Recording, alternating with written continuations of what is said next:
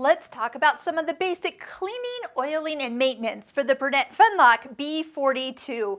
So you've probably been cover stitching along, doing chain stitching, and sometimes you don't even use this machine and it sits for a while. So do take some time to change the needles and also to clean out underneath this throat plate. So in your accessory box, you do have a larger screwdriver. Go ahead and remove both these screws and then take the brush from inside the front cover here and definitely get in and clean out all the lint underneath this area.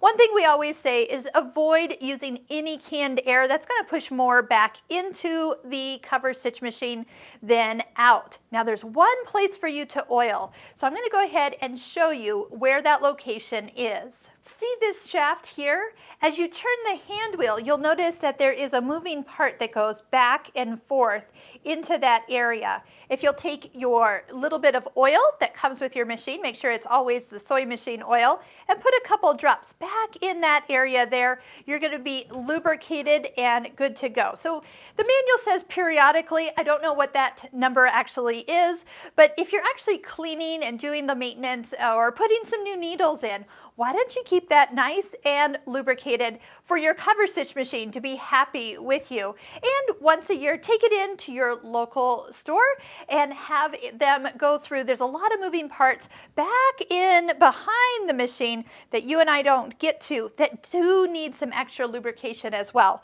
So that is worth having a little checkup, and especially if you're having any troubles, that is a perfect time for things to kind of get readjusted, realigned, and back on track like new.